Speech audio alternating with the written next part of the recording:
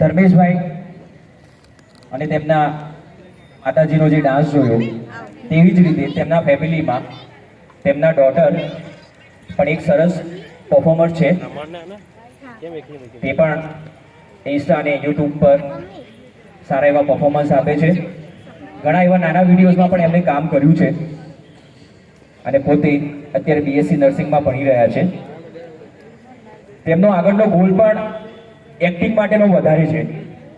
તેમની ઈચ્છા પણ એવી છે કે જો એક્ટિંગ ક્ષેત્રમાં એમને આગળ ચાન્સ મળશે તો ડેફિનેટલી એ બહુ આગળ વધવાની વાત કરી રહ્યા છે અને તેમનો પરિવાર એટલે કે ધર્મેશભાઈ પણ પૂરો સપોર્ટ આપી રહ્યા છે.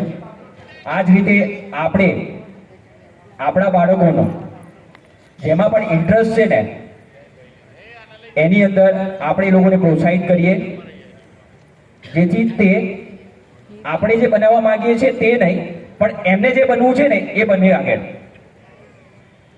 અત્યારે આપણે ઘણી બધી વસ્તુઓ ન્યૂઝપેપરમાં જોઈ રહ્યા છીએ કે કેવા બનાવો બની રહ્યા છે.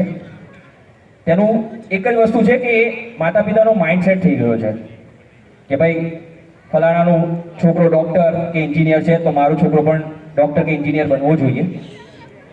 પણ આ બધી વસ્તુઓ તમને જો ખ્યાલ હોય કે આપણા મમ્મી પપ્પા હતા અને જ્યારે આપણે ભણતા હતા ત્યારે આ વસ્તુનું કોઈ ધ્યાન એટલું આપતા જ નહોતા અને છતાં પણ આપણે ભણીને ખૂબ આગળ વધ્યા છે. પણ અત્યારના સમયમાં જોવા જોવામાં જે સમય નીકળી રહ્યો છે, બાળકો પર જે પ્રેશરાઇઝ થઈ રહ્યું છે એ વસ્તુ પર આપણે ધ્યાન આપીશું. આજે જ મને લાગ્યું એટલે મેં કીધું કે અમારા ફેમિલીમાં અમારી દીકરી જે છે ગોપી, એમાં અમારો પરિવાર છે એમને સપોર્ટ આપી રહ્યો છે. એ જ રીતે તમારા પરિવારમાં જો કોઈ તમારો દીકરો દીકરી કોઈ ફિલ્ડની અંદર આગળ વધવા માંગતા હોય તો રિક્વેસ્ટ છે કે તમે પણ એમને પ્રોત્સાહિત કરશો, એમને આગળ વધાવશો.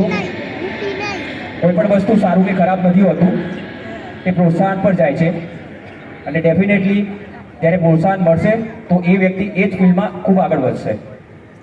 આ શોર્ટ અને સિમ્પલ એક જસ્ટ સંદેશ હતો મારા તરફથી. હવે આપણે નેક્સ્ટ પરફોર્મન્સ પર જઈશું કે જે રીતે મેં વાત કરી તમને, અમારા એવા કલાકાર ધર્મેશભાઈ ગોર અને તેમના દીકરી, તો હવે તેમના દીકરી ગોપીબેન સ્ટેજ પર આવીને એક પરફોર્મન્સ આપશે. Please welcome Gopi.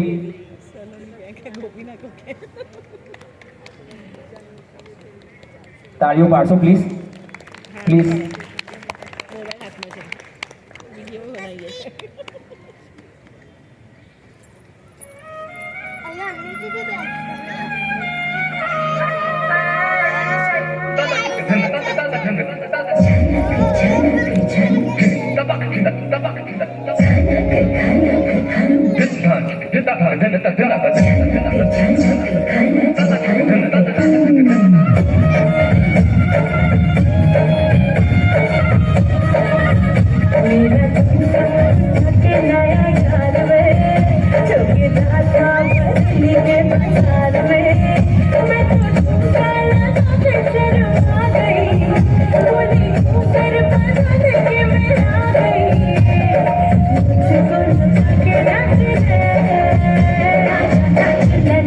Let